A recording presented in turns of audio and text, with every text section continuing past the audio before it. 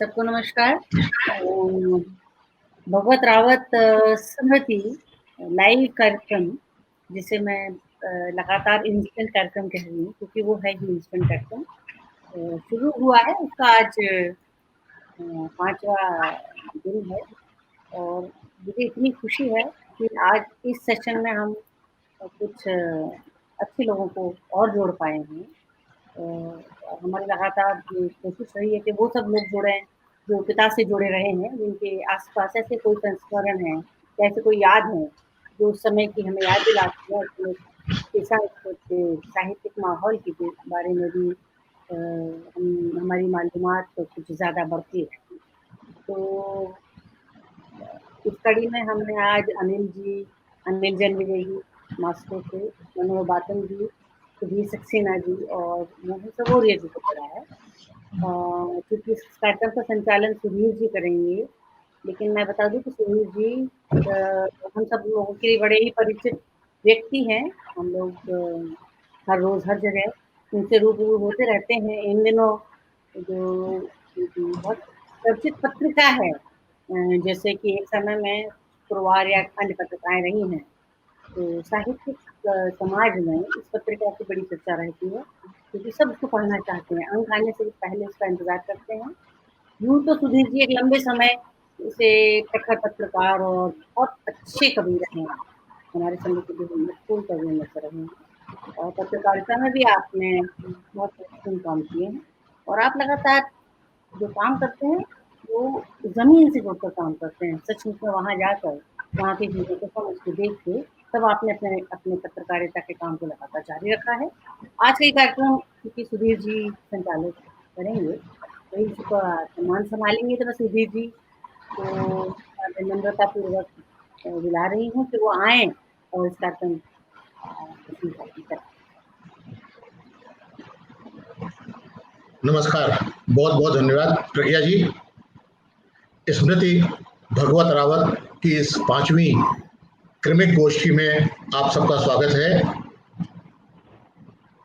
हमारे अग्रज कवि भगवत रावत जी के कृतित्व और व्यक्तित्व व उनसे जुड़ी स्मृतियों को साझा करने के लिए आज हमारे साथ इस गोष्ठी में, इस विमर्श में मौजूद हैं रूस की राजधानी मॉस्को से अनिल जन्मजय और भोपाल के सुपरिचित, भोपाल में जन्मे कवि लेखक मनोहर बाथम, जो इन दिनों लॉकडाउन के कारण पिछले लगभग 2-3 महीनों से हजारीबाग में हैं।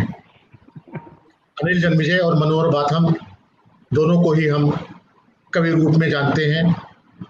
अनिल जन्मजय पिछले 38 वर्षों से मॉस्को में हैं। वहाँ वो हिंदी के अध्यापन, अनुवाद, प्रसारण और हिंदी के प्रचार प्रसार में संलग्न है। अनिल हालांकि जन्मे बरेली में हैं, लेकिन 80 के दशक में वे रूसी भाषा के अध्ययन के लिए मॉस्को चले गए थे और पिछले 38 वर्षों से वे वहीं हैं। लेकिन भारत से, हिंदी साहित्य से, अनुवाद कर्म से, हिंदी की रचनाओं से, कवियों से, लेखकों से उनका प्रगाढ़ नाता लगातार बना हुआ है। मनोहर बाथम सरहद से जुड़ी अपनी कविताओं के लिए जाने जाते हैं। उनकी कविताओं का मिजाज अलग है और उन्होंने अपने बीएसएफ से जुड़े दिनों के जो संस्मरण लिखे हैं, वे हिंदी में अपनी तरह के अलग संस्मरण हैं। तो आज हम इन दोनों साथी कवियों, लेखकों के जरिए भगवत रावत जी को याद करेंगे। भगवत रावत हमारी स्मृति में है। अपनी कविताओं और साहित्य में अपने योगदान के साथ हम उनका नाम लेते हैं तो एक हंसता हुआ, सवाक, सौम्य चेहरा याद आता है।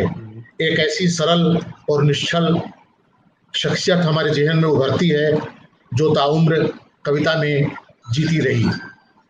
कविता के जिक्र और कविता की फिक्र के बिना उनकी दिनचर्या अधूरी थी। वे हमारी अग्रज पीढ़ी के कवि थे। आयु के मान से वे मुझसे 15 साल बड़े थे। मुझे याद पड़ता है कि उनसे पहली मुलाकात सन 77-78 में भोपाल में हुई थी। उसके बाद भोपाल में उनसे मुलाकातों का सिलसिला चलता रहा। साहित्यिक कार्यक्रमों में, साहित्य परिषद में, सरस्वती नगर और आराधना नगर में उनके घरों पर आत्मीय गोष्ठियों में हम जब भी भगवत रावत से मिले, कवि भगवत रावत को उनमें मौजूद पाया। आज भी वे कवि के रूप में जाने और याद किए जाते हैं। अलबत्ता उनके जीवन वृत्त को 3 खानों में बांटा जा सकता है। एक लेखन, दूसरा अध्यापन और तीसरा संपादन। उन्हें दुष्यंत सम्मान, शिखर सम्मान और भवभूति अलंकरण मिला। आलोचना की 2 किताबें भी आईं। साक्षात्कार और वसुधा का उन्होंने कुशल संपादन किया। वे सन 50 के दशक के उत्तरार्ध में झांसी से भोपाल आए थे। कालांतर में भोपाल उनका घर हुआ। उनका लेखन 5 से भी अधिक दशकों के कालखंड में फैला हुआ है। हमारे बीच अपनी सरहद की कविताओं के लिए ख्यात, कविताओं के अपने अलग मिजाज के लिए चिन्हे गए कवि मनोहर बाथम मौजूद हैं। मनोहर ठेठ भोपाली हैं, भोपाल में जन्मे। कविता से इतर जो बात मनोहर को भगवत रावत जी से जोड़ती है वो यह है कि मनोहर भगवत जी के शिष्य रहे हैं। भगवत रावत जी ने मनोहर को पढ़ाया है। मनोहर के पास भगवत जी की आत्मीय स्मृतियां हैं। वे दशकों पुरानी छवियां मनोहर के जेहन में हैं। मैं चाहूँगा कि मनोहर बाथम जी उन दिनों के बहाने भगवत जी की यादों को ताज़ा करें, ताकि हम जाने हुए भगवत जी को कुछ और ज़्यादा, कुछ और गहरे जान सकें। वे अपनी यादों के लेन में हमें ले चलें। हम चाहेंगे कि उन्हें अगर उनकी कोई प्रिय कविता याद है तो उसे भी सुनाएं और भगवत रावत जी को अपने तरीके से याद करने के लिए हम बाथम जी की ओर उन्मुख होते हैं। मनोहर बाथम, जो इस वक्त हजारीबाग से हमारे साथ हैं। जी, सबको मेरा प्रणाम। सबसे पहले मैं अपने प्रिय गुरु श्रद्धेय श्री भगवत रावत जी को नमन करता हूं। उनके अनेकों शिष्यों में जिनको आज पता है कि उनके बारे में ये कार्यक्रम है, उन्होंने भी मुझे आदेश दिया है कि मैं इस फोरम पे उनकी तरफ से भी जो है अपने प्रिय गुरु को श्रद्धांजलि अर्पित करूं। तो भाइयों, आपका आदेश मान रहा हूं। आप सबकी तरफ से भी भगवत रावत साहब को बहुत बहुत नमन, हमारी पुष्पांजलि, श्रद्धांजलि। सबसे पहले मैं प्रज्ञा को, अनुपमा को और मुकुल को, तीनों को बहुत बहुत धन्यवाद कहना चाहता हूं। उनका शुक्रिया अदा करना चाहता हूं कि उन्होंने मुझे अपनी बात के जरिए अपने प्रिय गुरु को श्रद्धांजलि देने का यह अवसर प्रदान किया है।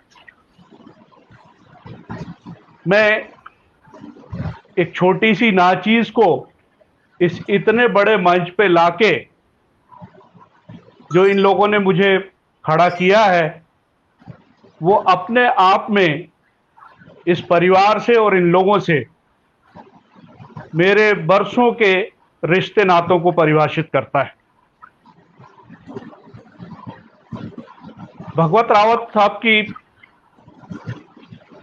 उनके व्यक्तित्व के बारे में बहुत कुछ कहा गया है।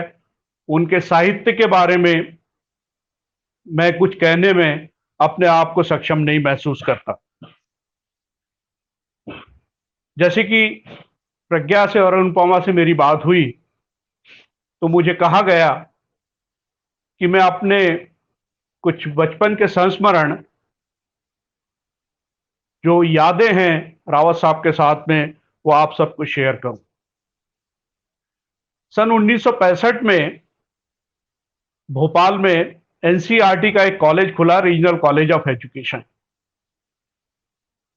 उस कॉलेज का एक स्कूल भी खोला गया जो उसकी नर्सरी कहलाता था, जिसका नाम था डेमोन्स्ट्रेशन स्कूल। सन 1967 में भगवत रावत साहब ने अध्यापक के तौर पे डेमोन्स्ट्रेशन स्कूल को ज्वाइन किया। मैं और मेरे मोहल्ले के कोई 10-12 लड़के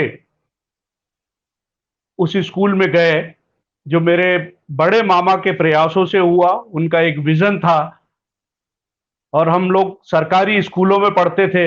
हमारी आर्थिक हालत सबके सबकी बहुत खराब थी। मोहल्ले का वातावरण जो है बिल्कुल पढ़ने लायक नहीं था।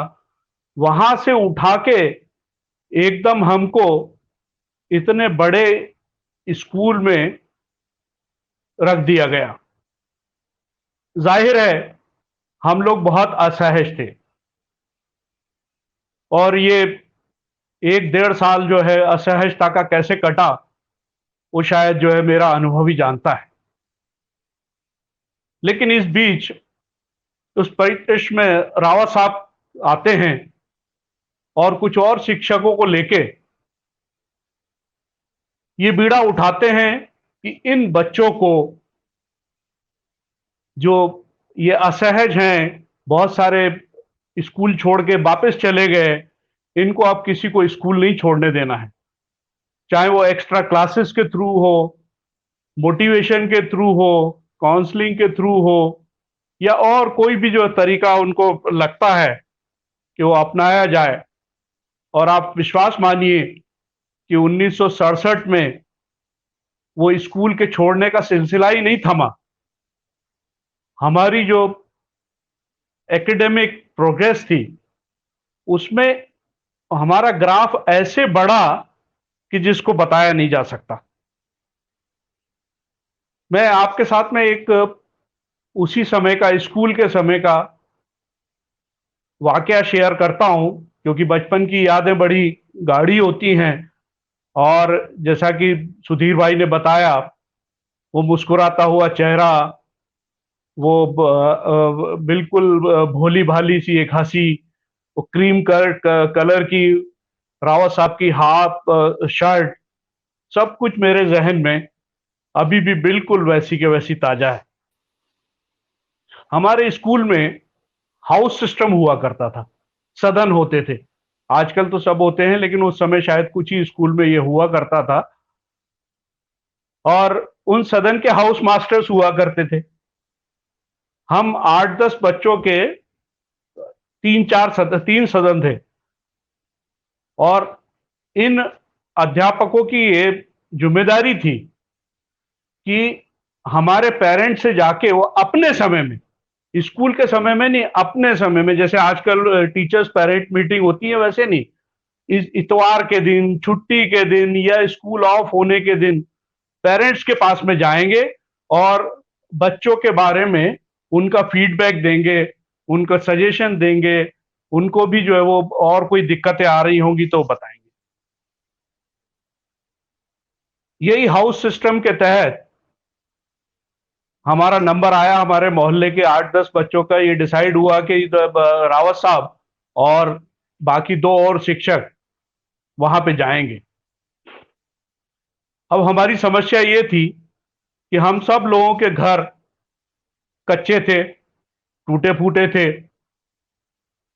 भोपाल की जो गलियां हैं उसमें शायद सबसे सकरी और गंदी गलियां हमारे घर को जाती थी। सच कहें तो जो है, ना तो हमारे पेरेंट्स जो लगभग अनपढ़ थे, और ना हम कोई स्टूडेंट्स चाहते थे कि हमारे ये अध्यापक जो है वो हमारे घरों पे आए। मेरे बड़े मामा, रज्जन लाल नाम था उनका, उन्होंने एक रास्ता निकाला। उनका घर थोड़ा सा ठीक ठाक था। उन्होंने ये व्यवस्था की कि सारे टीचर्स और जो पेरेंट्स हैं वो एक ही उसी घर में उनके यहाँ आए, और आने के बाद में वहां पे मीटिंग हो। ये मेरे मामा जी डॉक्टर शंकर दयाल शर्मा के बहुत करीब थे, कांग्रेसी थे। लेकिन उतने ही करीब जो है भोपाल में जो कामरेड हुआ करते थे शेर भोपाल के नाम से, शाकिर अली खान, उनके भी करीब थे, वहां आते जाते रहते थे। भगवत रावत सर का भी वहां पे आना जाना था। इस रिश्ते से ये एक दूसरे को जानते थे और हलो हाय उस समय इनकी होती रही होगी।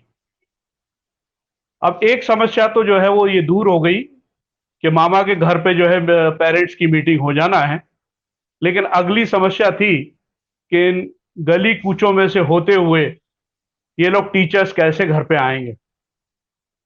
मामा ने जो है रावत साहब के साथ में मिलके इसका भी समाधान निकाला। भोपाल में मेरा घर छोटी झील के बिल्कुल किनारे है। मेरा घर है और मेरा बगीचा और उसके आगे जो है वो झील है। अब उन्होंने कहा कि उस पार, झील के उस पार जो है जहां आजकल पुलिस हेडक्वार्टर है, वहां पे एक बहुत प्राचीन मंदिर है, खटलापुरा नाम है उसका। तो ये डिसाइड हुआ कि ये तीनों टीचर वहां खटलापुरा पहुंच जाएंगे और खटलापुरा से इनको नौका विहार कराया जाएगा।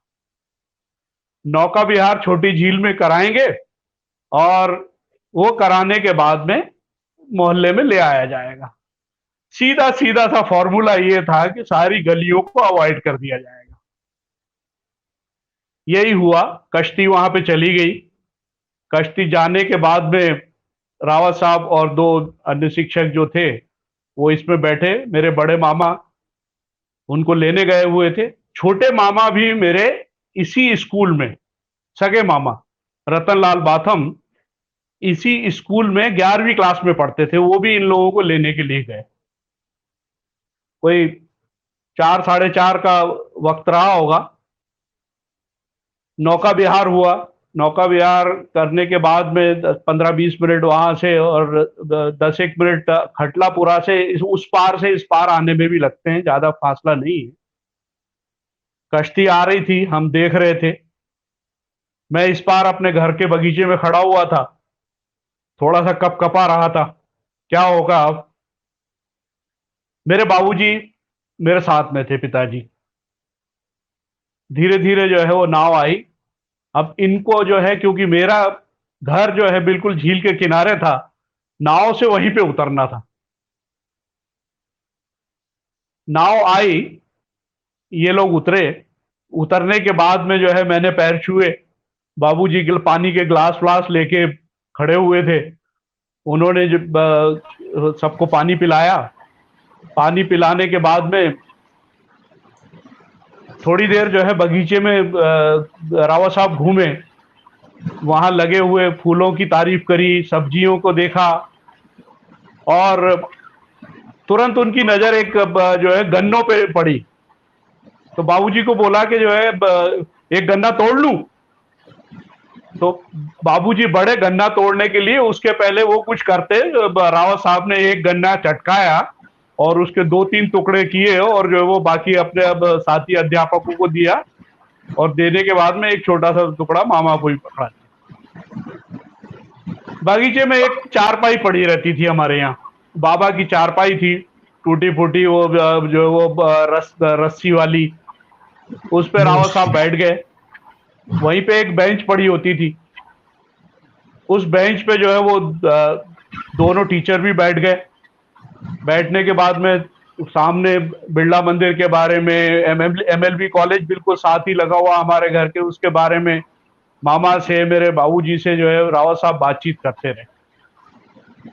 मामा ने जो है वो एक बार उनको इशारा किया कि सर यहाँ से चलना है, कहीं मीटिंग कहीं और है ये। तो रावत साहब ने फिर बात टाल दी बोटिंग के बारे में और कितना अच्छा लग रहा है और पहाड़ी सामने है, एमएलए रेस्ट हाउस और ये वो दुनिया भर की और बातें करते रहे। थोड़ी देर में मामा ने फिर रिमाइंड किया कि सर जो वो बाकी जो बच्चे हैं और माँ बाप हैं वो वहां पे इंतजार कर रहे हैं। रावत साहब ने फिर जो है वीटो कर दिया। कहते हैं मैं अब कहीं नहीं जाऊंगा, मैं यहीं पे रहूंगा, सबको यहीं बुलाओ, मेरे को इतना अच्छा लग रहा है। सब हपड़ा दपड़ी मच गई, जितना अरेंजमेंट किया हुआ था वो सब तहस नहस हो गया। खैर छोटे मामा गए वहां से, कुर्सी लाई गई और बाकी उसी दिन जो है वो करना भी था। अम्मा ने हमारे आंगन को लीपा हुआ था, ऊपर खपरेल थी, गोबर से लीपने के बाद में ढिग लगाई थी, वहां पे कुर्सियां रखी गई और दो चार चादरें वादरें बिछा दी गई।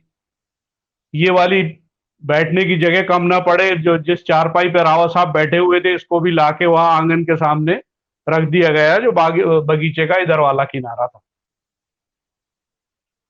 अब वहां पे कुर्सी पे जब बैठने के लिए कहा गया रावत साहब को, तो उन्होंने कहा आप लोग बैठिए।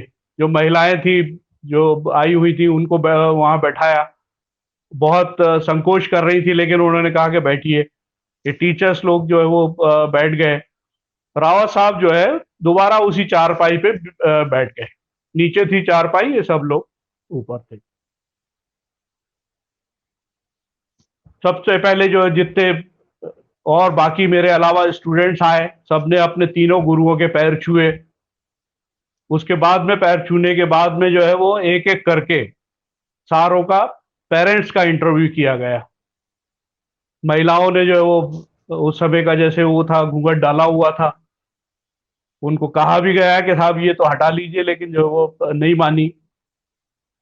खैर, सब बच्चों का पोस्टमार्टम हुआ। एक एक बच्चे को बुलाया गया और अपने अपने तरीके से टीचर्स ने उनकी अच्छाइयाँ, उनका रिपोर्ट कार्ड, उनके खेल कूदों में गतिविधियों में और जो भी बातें थी उसके बारे में बताया गया। वो बताने के बाद में अब लास्ट में मेरा नंबर आना था। मेरा नंबर आया तो इसके पहले जो है वो रावत साहब की नज़र बहुत चौकी थी कई मामलों में। तो उन्होंने देखा कि ये सारे तो सबके पेरेंट्स आए हुए हैं, मदर फादर आए हुए हैं, इसकी माँ कहाँ है। उतने में ही जो है वो अंदर से गरम गरम पकोड़े आने लगे, चाय भी आ गई। तो मामा ने कहा कि अंदर हैं। तो अम्मा को जो है वो बुलाया। तो जहाँ बैठे हुए थे वहां एक खिड़की हुआ करती थी और दरवाजा, तो अम्मा दरवाजे पे आने की बजाय खिड़की पे आके खड़ी हो गई और उन्होंने भी घूंघट डाला हुआ था लंबा सा, और नमस्ते माँ साहब हुआ। बाबूजी कम बोलते थे, अम्मा थोड़ा सा जो है कभी कभी ऐसे मौके पे बोल लेती थी। तो कह रही माँ साहब हमारा मोड़ा कैसो पड़त है, ज्यादा शैतानी तो नहीं करत है। अब रावत साहब को एड्रेस करके जो है उन्होंने बोला, तो रावत साहब का जवाब सुनिए। रावत साहब कह रहे तुम्हारो मोड़ा बहुत होशियार है, बहुत अच्छो पढ़ाई कर रहा है और बहुत बड़ो अफसर बनेगा। हाँ, शैतानी वैतानी कर रहे थे तो माँ साहब लोग ठीक कर देते हैं। ये बात हो गई, अम्मा चली गई वापस। अम्मा के जाने के बाद में ये सब जो है वो औपचारिकताएं चलती रही। वो करने के बाद में जाने का वक्त हुआ, मामा ने कहा कि सर चलिए। तो उन्होंने इधर तालाब की तरफ इशारा किया। तो रावत साहब जो है वो इस वाले दरवाजे से जो है बाहर निकलने लगे। कह रहे रजन मामा जी, वो भी उनको भी मामा जी बोलने लगे हमारे उससे। कह रहे आपने जो है वो अभी मेरा नौका विहार करा दिया, लेकिन अब मैं नौका से वापस नहीं जाऊंगा। ये सारी भोपाल की गलियां जो है मेरी देखी हुई हैं, ये सारी गलियां मेरे को बहुत प्यारी हैं। ये भोपाल की जो है पहचान जो है इन्हीं गलियों से है। मैं इन्हीं गलियों में से होते हुए अपने घर जाऊंगा।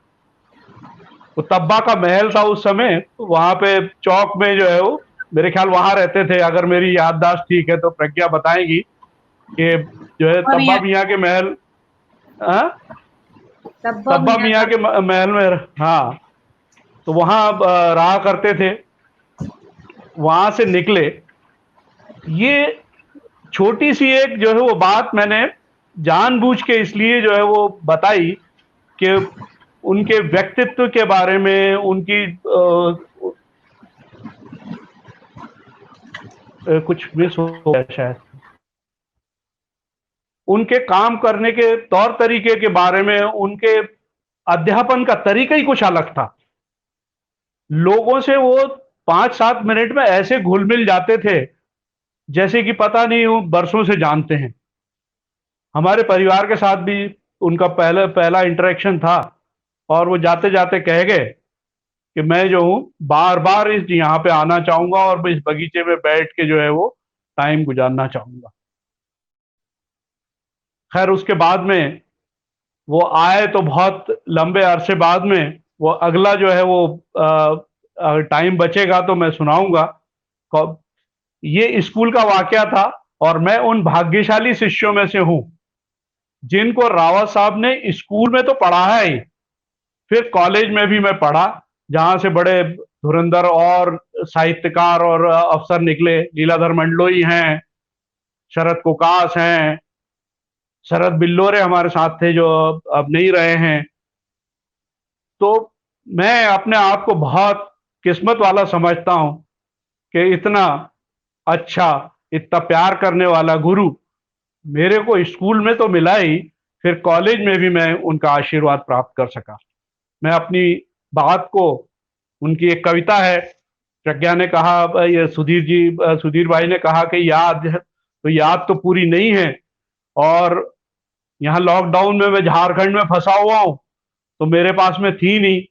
तो मेरे को जो 3-4 थोड़ा थोड़ा सा याद था उसको मैंने अनुपमा को बोला कि ये कविताएं अगर तुम्हारे पास में हैं या राव सर की किताबें हैं तो मेरे को ये भेज दो, और शायद ये अगर भेज दोगी तुम तो जो मैं कहना चाहता हूं उसको और वजन से कह सकूंगा। तो जो मैंने कहा वो शायद बहुत छोटी सी बात हो, लेकिन ये कविता कितनी बड़ी है ये देखिए। ये कविता शायद आज जितने दिन से प्रोग्राम चल रहा है, ये शायद मेरे को नहीं ख्याल है कि किसी ने पढ़ी है। कविता का शीर्षक है उस आदमी से कहो। और आज के माहौल में देखिए इस कविता को। उस आदमी से कहो कि वह नीचे आए, उस आदमी से कहो कि वो नीचे आए, इतने ऊपर से चीजों के कद छोटे दिखने लगते हैं। इतने ऊपर से चीजों के कद छोटे दिखने लगते हैं, पेड़ बोने हो जाते हैं, आदमी रेंगता दिखाई देता है, आदमी रेंगता दिखाई देता है। ऊपर ऊपर कोई रास्ता नहीं होता,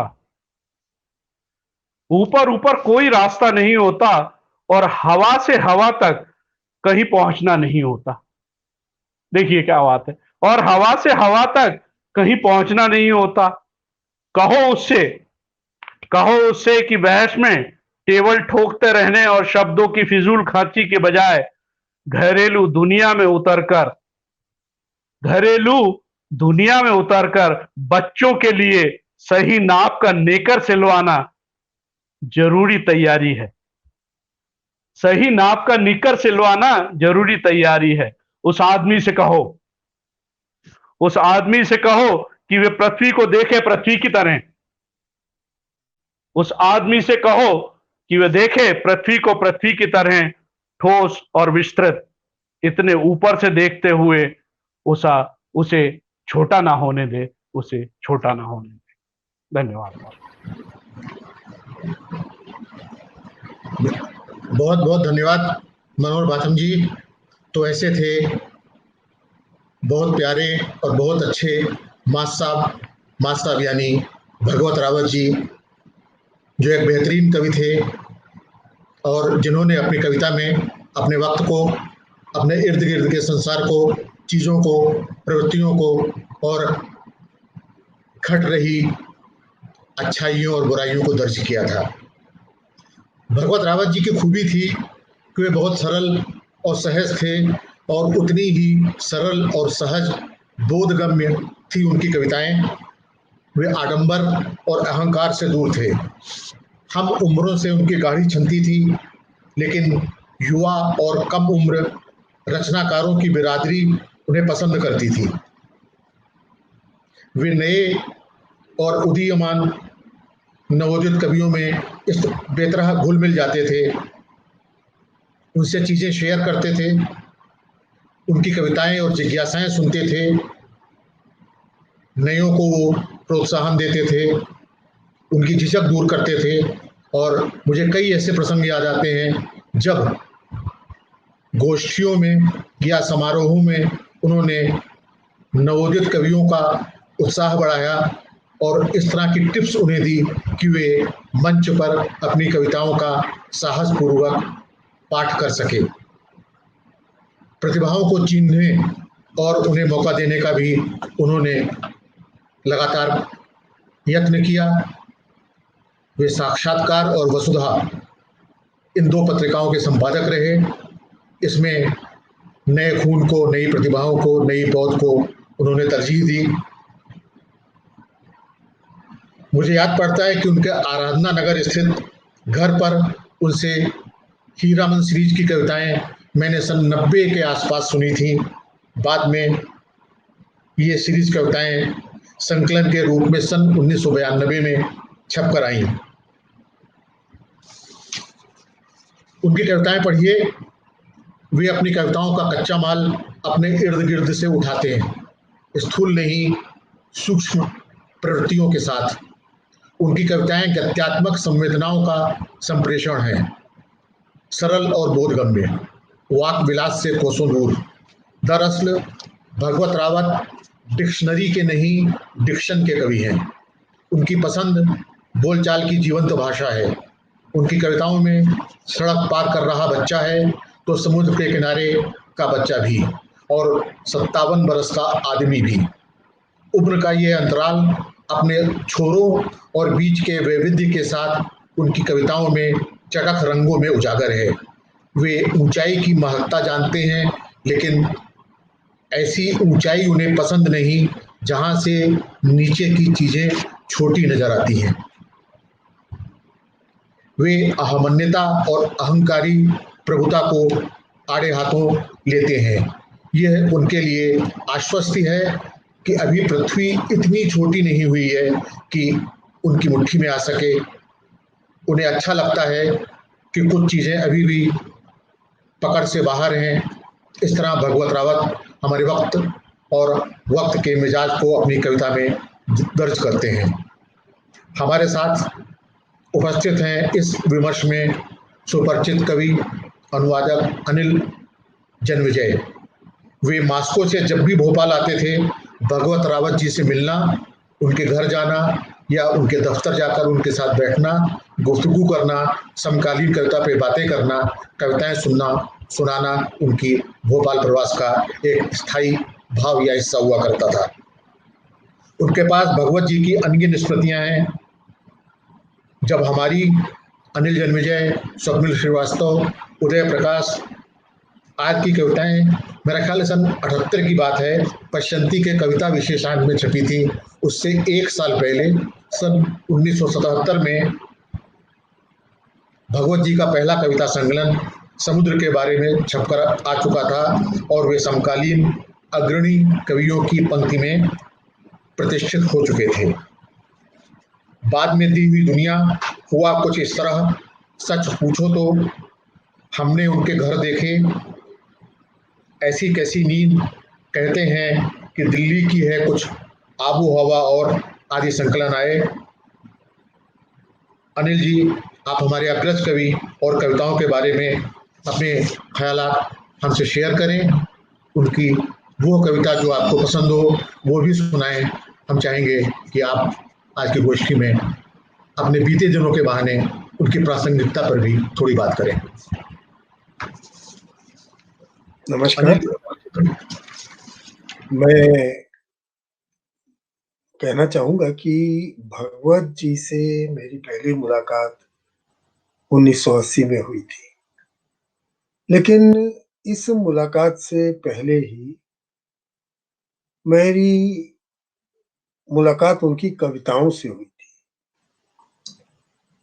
अभी आपने पश्यंती के कवितांक का जिक्र किया जो 1978 में आया था।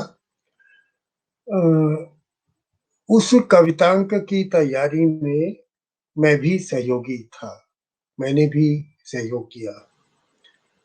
और पश्यंती में ही भगवत जी की एक कविता छपी थी, उस कवितांक में ही बच्चा नाम की कविता। मैं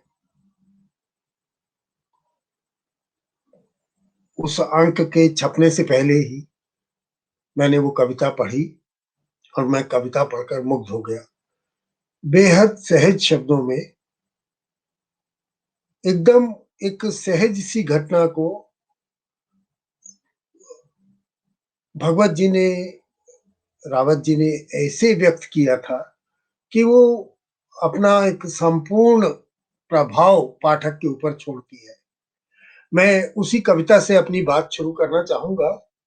तो कविता इस प्रकार है, कविता का शीर्षक है बच्चा।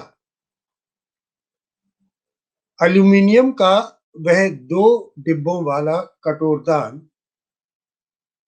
एल्युमिनियम का वह 2 डिब्बों वाला कटोरदान बच्चे के हाथ से छूटकर नहीं गिरा होता सड़क पर।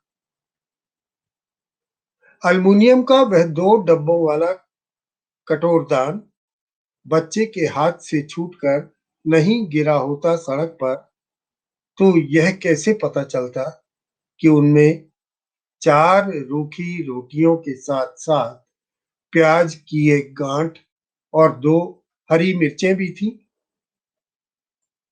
नमक शायद रोटियों के अंदर रहा होगा, नमक शायद रोटियों के अंदर रहा होगा और स्वाद किन्हीं हाथों और किन्हीं आंखों में जरूर रहा होगा। नमक शायद रोटियों के अंदर रहा होगा और स्वाद किन्हीं हाथों और किन्हीं आंखों में जरूर रहा होगा। बस इतनी सी थी भाषा उसकी जो अचानक फूट कर फैल गई सड़क पर। बस इतनी सी थी भाषा उसकी जो अचानक फूट कर फैल गई थी सड़क पर। यह सोचना बिल्कुल बेकार था कि उस भाषा में कविता की कितनी गुंजाइश थी, या यह बच्चा कटोरदान लिए कहाँ जाता था, या यह बच्चा कटोरदान कहाँ लिए जाता था। तो आपने अभी कविता सुनी और आपने देखा होगा कितने साधारण शब्दों में, बिना किसी लटके झटके के, बिना किसी भाषाई चमत्कार के, बिना किसी अन्य चमत्कार के, बिना किसी आलंकारिक भाषा के, एक सहज साधारण शब्दों में इतनी बड़ी बात रावत जी ने रख दी कि देश में, मुल्क में ऐसे बच्चे भी हैं, ऐसे लोग भी हैं जिन्हें खाने के लिए सिर्फ रोटी, 4 सूखी रोटियां, रूखी रोटियां, प्याज की एक गांठ और 2 हरी मिर्चें ही मिलती हैं। और वो कटोरदान जब गिर जाता है तो कितनी मायूसी छा जाती है उस व्यक्ति पर जिसका वो कटोरदान है। तो इस कविता से मैं बेहद प्रभावित हुआ और कवितांक छपने से पहले ही मैंने रावत जी को एक पत्र लिखा, जिसमें मैंने ये लिखा कि मुझे आपकी ये कविता बहुत पसंद आई है और मैं बेहद बेहद प्रभावित हुआ हूँ इस कविता से। तो रावत जी का पत्र आया, पोस्टकार्ड था, मुझे अभी भी याद है। उसमें उन्होंने मुझे धन्यवाद दिया था और साथ साथ ये कहा था कि आपको मेरी कविताएं पसंद हैं, ये जानकर अच्छा लगा और मैं आपसे मिलना चाहता हूँ। उन्होंने मुझसे पूछा था कि आप भी कवि हैं, आपको ये कविता कैसे मिल गई, कहाँ आपने पढ़ ली ये कविता। क्योंकि उन्हें ये नहीं लिखा था मैंने कि मैं प्रशांति में सहयोग कर रहा हूँ या प्रशांति देख रहा हूँ। तो बदले में मैंने फिर उन्हें बताया कि मैं पशंती में सहयोग कर रहा हूँ, पशंती का जो कवितांक आने वाला है, मैं उसको देख रहा हूँ इन दिनों। क्योंकि पशंती के जो संपादक थे श्री प्रभात मित्तल, वो बीमार चल रहे थे, वो बिस्तर से उठ नहीं पाते थे और संयोग कुछ ऐसा हुआ कि मैंने उन्हें अपनी कविताएँ भेजी पशंती में छपने के लिए और वो कविताएँ पढ़ने के बाद 1 दिन के लिए डॉक्टर को दिखाने के लिए दिल्ली आए थे, तो उन्होंने मुझे कहा कि मैं दिल्ली आ रहा हूँ और मैं तुमसे मिलना चाहता हूँ। तो मैं उनसे मिलने गया, तो उन्होंने पूछा आजीविका का क्या इंतज़ाम है, कैसे रहते हो, क्या है? मैंने उन्हें अपने जीवन के बारे में बताया और बताया कि मैं आजीविका के लिए प्रकाशकों के यहाँ प्रूफ रीडिंग करता हूँ और किताबों का संपादन करता हूँ। उन्होंने प्रभात मित्तल जी ने मुझे कहा कि ऐसा है कि तुम अगर हमारा पशंती का कवितांक अगर देख लो, इसकी छपाई का सारा काम देख लो, इसकी प्रूफ रीडिंग का, इसकी बाइंडिंग का, इसका सारा काम, तो मैं तुम्हें अपने मतलब काम पर रख लूँगा, कुछ पैसे तुम्हें दे दूँगा। तो मैं फ्रीलांसिंग करता ही था इस तरह की, मैं मान गया और मैंने इस तरह से रावत जी से मेरा पहला परिचय हुआ। रावत जी से ही नहीं, हिंदी के तमाम कवियों से, वेणुगोपाल से, फिर सुधीर सक्सेना से, राजा खुगशाल से और और भी बहुत सारे कवियों से उसमें मेरा परिचय हुआ। उसी पशंती के दौरान नागार्जुन से मेरा परिचय हुआ, जिनसे बाद में मेरी इतनी घनिष्ठता हो गई थी कि मैं करीब 6 महीने उन्हीं के साथ रहा और घूमा-फिरा। उसके बाद रावत जी से मेरा नियमित पत्र व्यवहार शुरू हो गया और वो रावत जी बार-बार मुझे कहते थे, "कभी भोपाल आओ तो मिलना, कभी भोपाल आओ तो मिलना।" लेकिन भोपाल जाने का मौका मुझे सिर्फ़ 2 साल बाद ही मिला। 1980 में मैं भारत यायावर के साथ भोपाल गया।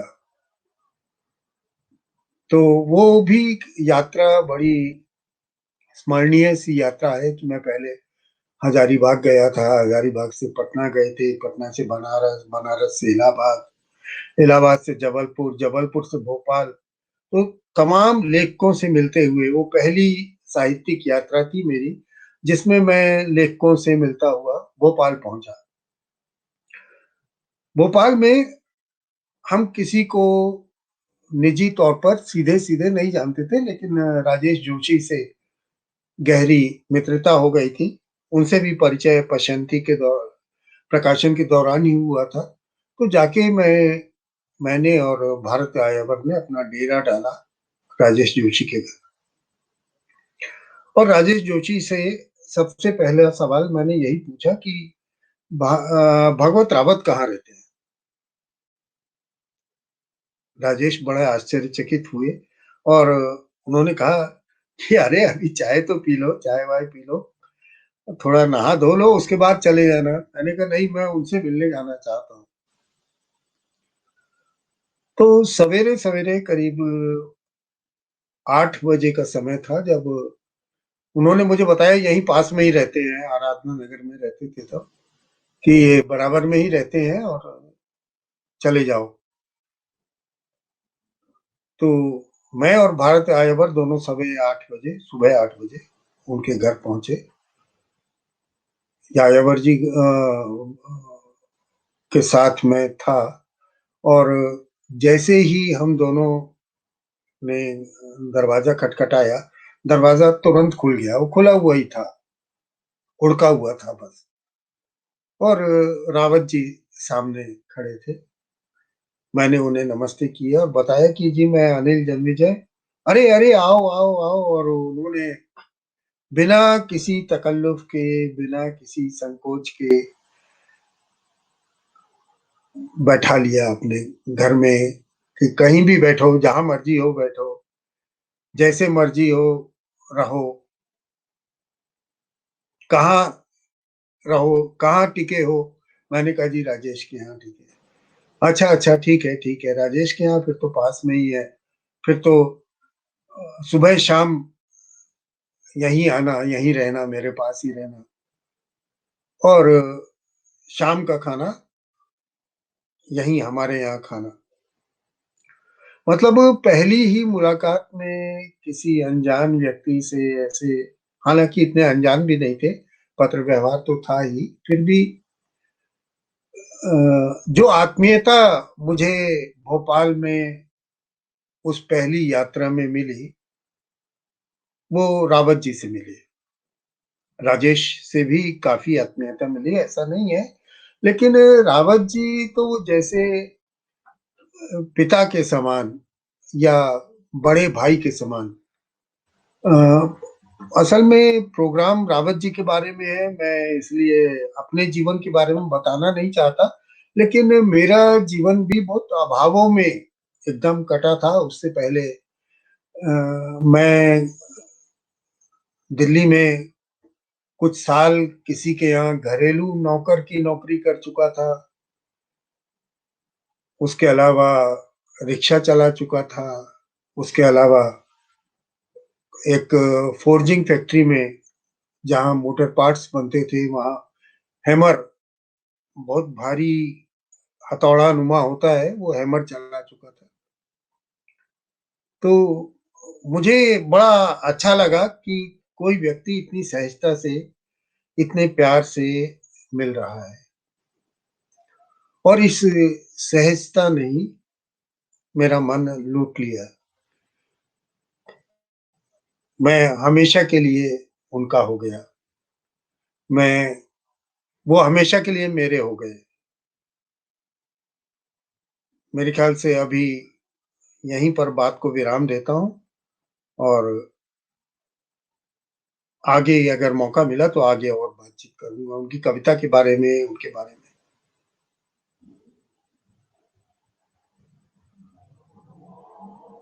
आपने स्मृतियों के बहाने भगवत रावत जी के स्वभाव पर जो रोशनी डाली, उनकी निश्चलता, उनकी आत्मीयता, उनकी अंतरंगता, और अजनबी को भी अपना बना लेने की जो उनमें खूबी थी, उसको हम जान सके। मनोहर बाथम जी, आप कविताएं लिखते आ रहे हैं बरसों से। मुझे लगता है कि कवि बनने की प्रक्रिया में उन किताबों का भी बड़ा हाथ होता है जिन्हें पढ़कर हम कविता को जानते हैं और कविता के मर्म को बूझ सकते हैं। और हम और आप उस पीढ़ी के हैं जिन्होंने अपने शुरुआती दिनों में अपने से अग्रज कवियों की रचनाओं को बहुत तल्लीनता और गंभीरता से पढ़ा है।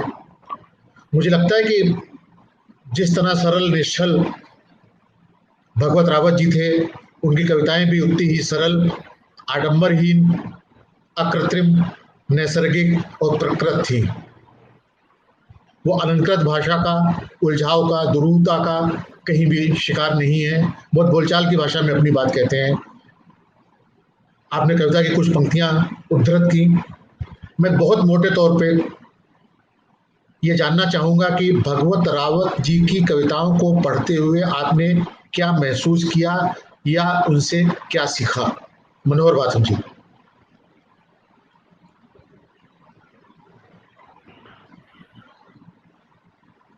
देखिए, जैसा कि मैंने बताया कि भगवत रावत जी मेरे गुरु थे स्कूल में। जी। उस समय जो है वो शौकिया तौर पे जो है वो 9वीं 10वीं क्लास में जब मैं आया, तो कुछ छोटे मोटे जैसे बच्चों की कविताएं होती है वो मैंने लिखना शुरू कर दिया था। और भोपाल से आपको पता होगा नवभारत निकलता था, उसमें बच्चों का और युवाओं का अलग अलग दिन परिशिष्ट निकलता था। उसमें बीच बीच में वो कविताएं जो है वो कभी होली पे है, कभी और किसी त्योहार पे, या कोई छोटा मोटा लेख है युवाओं के लिए, वो छपते रहते थे। सच कहूं तो जो है स्कूल के टाइम में मैं इतने बड़े कवि और इतने बड़े शख्सियत का शिष्य हूं, ये मेरे को बिल्कुल ज्ञान नहीं था। हाँ, ये पता था कि जो है भगवत रावत जी कविताएं भी लिखते हैं और उनकी किताबें भी छपी हुई हैं। लेकिन कॉलेज में आके मैंने भगवत रावत जी को बाकी कोर्सेज की किताबों के अलावा पढ़ा। और अगर आप मेरी कविताओं को देखें तो स्पष्ट रूप से मैं बिना किसी अ, संकोच के कह सकता हूं कि दो चीजें मैंने भगवत रावत जी से सीखी हैं और वो मेरी कविताओं में मौजूद हैं। किसी भी बात को, जैसा कि आपने कहा, किसी आप लपेट के सीधे तौर पे बोलचाल की भाषा में ऐसे कह देना जैसे हम आपस में बातचीत कर रहे हैं, ये उनकी कविताओं की खूबी थी। दूसरा, अगर भगवत रावत जी की कविताएं आप देखें तो उसमें आपको कोई एक शब्द या एक लाइन फालतू नहीं दिखेगी कि इसको अगर हटा दिया जाए तो भी कविता बन जाएगी। मैंने ये दो चीजें कि भाषा सरल तरीके की हो, जो मैं कहना चाहता हूं अपने तरीके से कहूं, और जो उसको पढ़ने वाला या सुनने वाला है अपने तरीके से आसानी से समझ सके। दूसरा, जितना कम से कम शब्दों का उपयोग हो सके, मेरे बारे में कहा भी गया है कि ये बहुत कंजूस है शब्दों के मामले में। मेरी कई कविताएं आपने भी पढ़ी हुई हैं, दो दो लाइन की हैं। तो ये दो चीजें जो है वो भगवत रावत जी की देन है, और इसके अलावा जो है वो ओवरऑल तो उनका प्रभाव मेरे पे है ही। धन्यवाद मनोहर बाथम जी। अनिल जी, हमने भगवत रावत जी की शुरुआती कविताएं भी पढ़ी हैं, बाद में दिल्ली को लेकर, हीरामन के बहाने और रूप कुमार वाली कविताएं भी पढ़ी हैं। बच्चा सड़क पार कर रहा है वाली बहुत पुरानी कविता, उनकी 60-70 के दशक की, याद कीजिए। हमने चलती चक्की देखी वाली कविताएं जैसे याद करती हैं। तो मैं जानना चाहूंगा कि आपको अगर उनकी प्रिय कविताओं की बात की जाए तो कोई एक कविता आप सुनाना चाहेंगे? जी, मैं एक नहीं, मैं तो 8-10 कविताएं सुनाना नहीं, चाहूंगा। गोष्ठी की लेकिन समय सीमा का ख्याल जी रखते जी हुए मैं एक अच्छी लेकिन कविता सुनाइए। मैं मेरी बात सुनिए भैया। हाँ, लेकिन मैं एक, आपने कविता कहा है तो एक बहुत ही जी, सहज साधारण सी कविता, वो वैसी ही है जैसे बच्चा नामक जो कविता मैंने अभी सुनाई थी। जी, इस कविता का शीर्षक है प्याज की एक गांठ। 4 रुपए किलो प्याज, आवाज लगाई बशीर भाई ने। 4 रुपए किलो प्याज, आवाज लगाई बशीर भाई ने। मैं चौंका। वे हंसकर बोले, ले जाइए साहब, हफ्ते भर बाद यही भाव याद आएगा। अल्लाह जाने यह सिलसिला कहां तक जाएगा। जेब में हाथ डालते हुए मैंने कहा, आधा किलो। अपनी जेब में हाथ डालते हुए मैंने कहा, आधा किलो। सुनकर बशीर भाई कुछ बोले नहीं और एक की जगह आधा किलो तौलते हुए मेरे लिए, और 1 किलो की जगह आधा किलो तौलते हुए मेरे लिए ऐसा लगा जैसे कुछ मुश्किल में पड़ गए। उनकी तराजू का भारी वाला पलड़ा हमेशा की तुलना में आज कुछ कम नीचे झुका। उनकी तराजू का भारी वाला पलड़ा हमेशा की तुलना में आज कुछ कम नीचे झुका। प्याज की एक गांठ और उतारें या न उतारें, इस सोच में उनका हाथ ग्राहक से रिश्ता तय करता था। एक क्षण को हवा में रुका। प्याज की एक गांठ और उतारें या न उतारें, इस सोच में उनका हाथ ग्राहक से रिश्ता तय करता था। एक क्षण को हवा में रुका और आखिरकार बशीर भाई जीत गए। मैं रास्ते भर झोले में डाली प्याज की उस एक गांठ को आंखों में लिए लिए घर लौटा और आखिर में बशीर भाई जीत गए। मैं रास्ते भर झोले में डाली प्याज की उस एक गांठ को आंखों में लिए लिए घर लौटा। ये एक बेहद साधारण सी कविता है, साधारण सी घटना पर आधारित है, जो हमारे साथ आमतौर पर घटती है। जब हम छोटा-मोटा सौदा कुछ लेने जाते हैं, सब्जी लेने जाते हैं, तो हम अक्सर देखते हैं कि सब्जी वाला जो है वो कैसे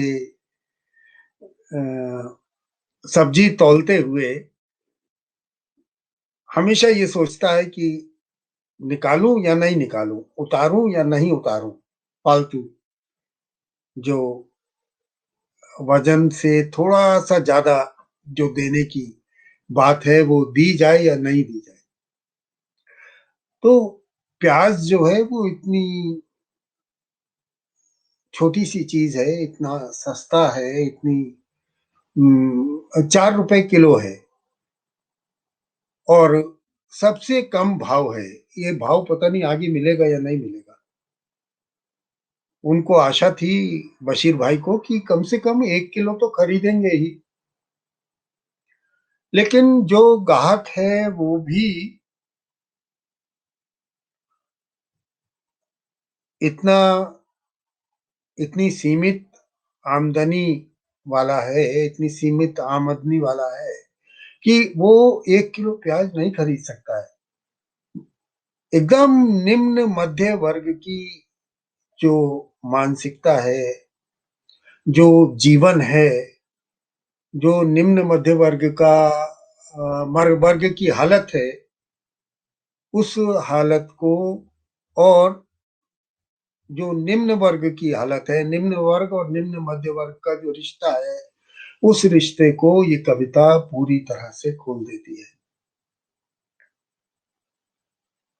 कवि जो है बशीर भाई को मालूम नहीं है कि जो आदमी उनसे प्याज खरीद रहा है और आधा किलो खरीद रहा है, वो कवि भी है। लेकिन कवि जो है वो ये देख रहा है कि बशीर भाई को प्याज का एक प्याज जो है फालतू देने में, एक छोटा सा प्याज का हिस्सा, एक प्याज छोटी सी फालतू देने में उनके ऊपर जोर पड़ रहा है, यानी कमाई उतनी नहीं है। लेकिन फिर भी वो उनके नियमित ग्राहक हैं और बशीर भाई जीत जाते हैं। वो जो है उस प्याज को नहीं उतारते हैं। ये जो मानवीयता है, ये जो मानवीय रिश्तों की ये जो इसको क्या कहेंगे, गंध कह लीजिए, गंध है, मानवीय रिश्तों की जो सुगंध है, वो एक प्याज जो है, प्याज की गंध तो आप समझते हैं कैसी होती है। लेकिन मानवीय रिश्तों की जो गंध है वो प्याज की गंध जैसी ही तीखी, वैसी ही आत्मीय, वैसी ही, मैं आत्मीय इसलिए कह रहा हूं कि हम लोग प्याज की दुर्गंध जो है वो सिर्फ अमीर लोग मानते हैं। उनके लिए प्याज जो है वो दुर्गंध देता है। इस कविता के और बहुत सारे आयाम हैं। मैं मतलब अब लंबा अगर बहस करूंगा तो बहुत सारी चीजें इसी कविता पे मैं सिर्फ 1 डेढ़ घंटा बोल सकता हूँ।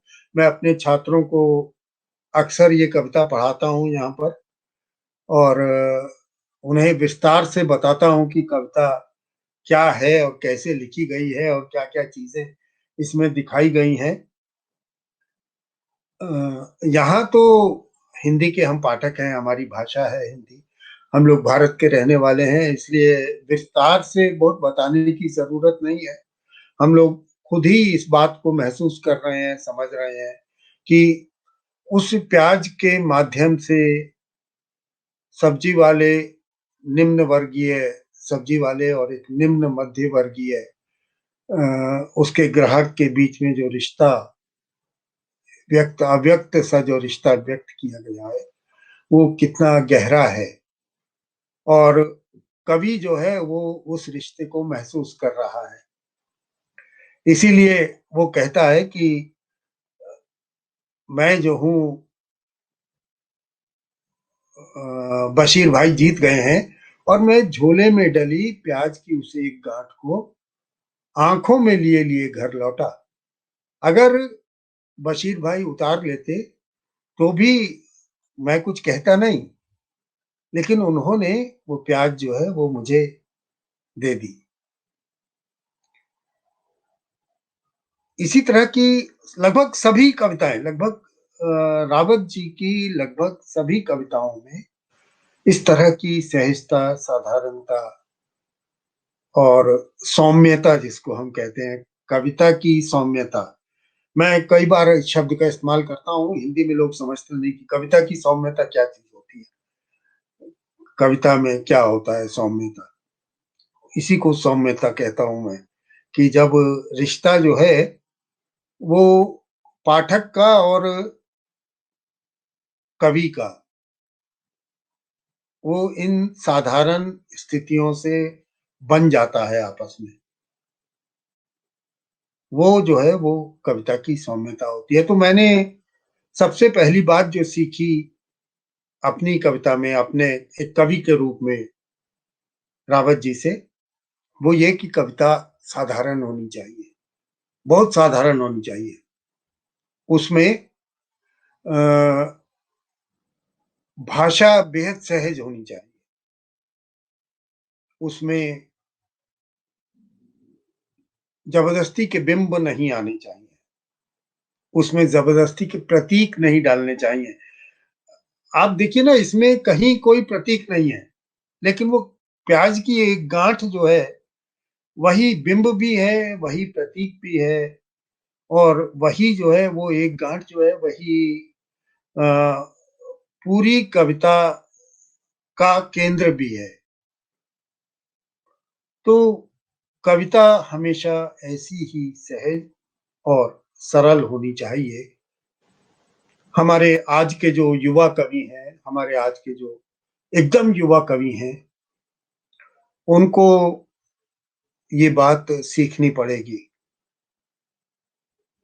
रावत जी का कविता संग्रह या रावत जी के कविता संग्रह हिंदी में बाजार में उपलब्ध नहीं है। हमने हमने का मेरा मतलब है, मैं संभावना प्रकाशन हापुड़ का सलाहकार हूँ और मैंने उनसे 3-4 कवियों को पुनः प्रकाशित करने के लिए कहा है। संयोग कुछ ऐसा है कि वो सारे कवि भोपाल के या भोपाल के आसपास के हैं, जिनमें से 3 कवि हैं, शलभ श्री राम सिंह, सोमदत्त और भगवत रावत। अभी तक इस बारे में रावत जी के परिवार वालों से कोई इजाजत नहीं ली है, बल्कि पहली बार ही शायद प्रज्ञा जी को अभी ये बात सुन रही होंगी। लेकिन हम लोगों ने ये तय किया है कि इस साल के अंत तक 100 पेज का एक छोटा सा संग्रह, जो कम कीमत, जो 100 रुपए की कीमत तक का ही होगा, ताकि वो आसानी से उपलब्ध हो, आसानी से नए कवि, युवा कवि उसे पढ़ सकें, खरीद सकें। और अगर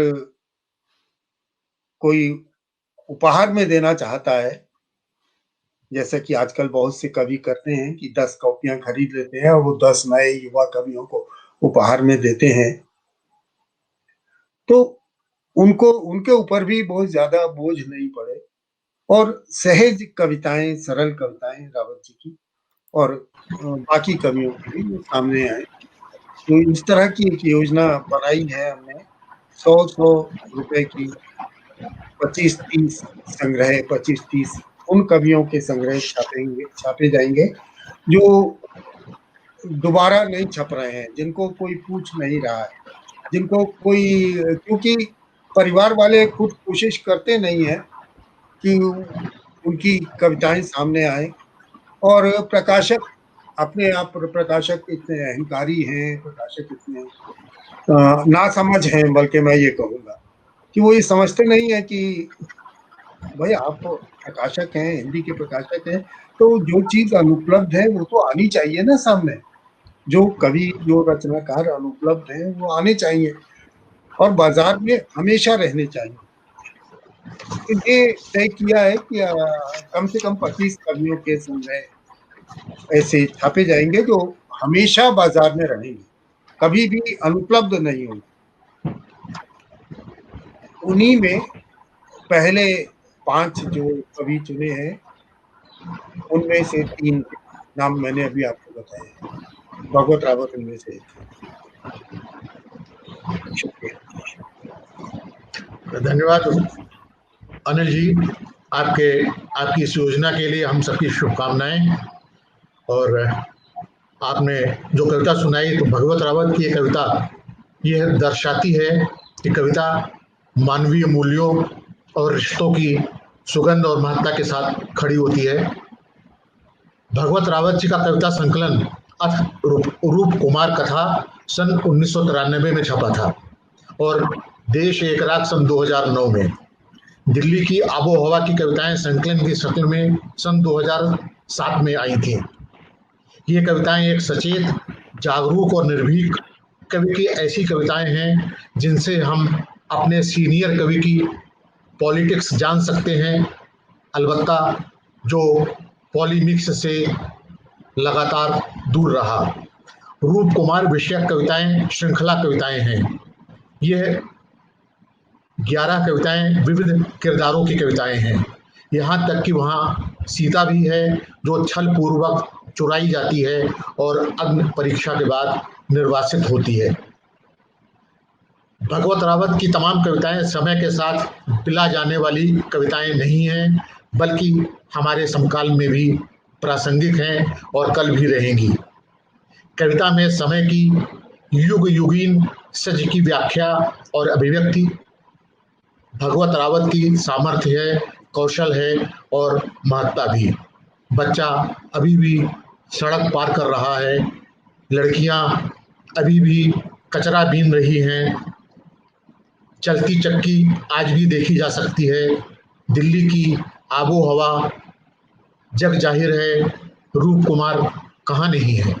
साहित्य में, कला संस्कृति में, वाणिज्य में, राजनीति में, पत्रकारिता और प्रशासन तंत्र में रूप कुमार हर कहीं मौजूद है। मैं इस गोष्ठी, इस विमर्श का समापन भगवत जी की रूप कुमार विषय के कविता से करना चाहूँगा।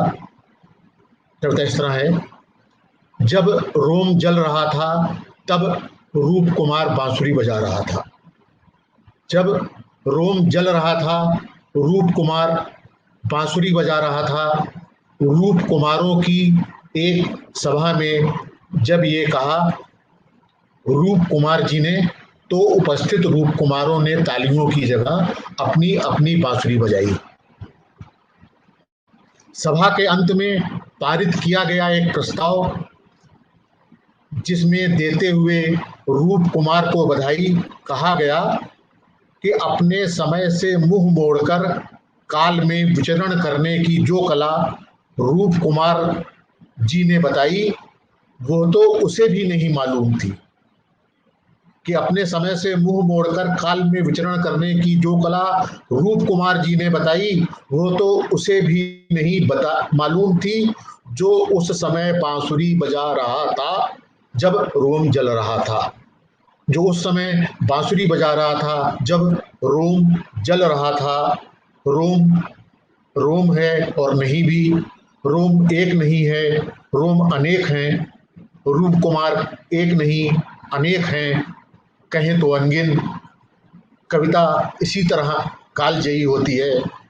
भगवत रावत जी की कविताएं हमारी थाती हैं और हमारा पाथेय भी। अग्रज कवि भगवत रावत जी की स्मृति को सादर नमन और बहुत बहुत आभार। मास्को से अनिल जन्मेजय जी और हजारीबाग से मनोहर बाथम जी का इस गोष्ठी में शरीक होने के लिए। धन्यवाद प्रज्ञा रावत जी का कि उन्होंने एक ऐसा उपक्रम किया जो सार्थक भी है, सराहनीय भी, और जिसका क्रम आगामी वर्षों में भी चलना चाहिए। बहुत बहुत धन्यवाद, शुक्रिया।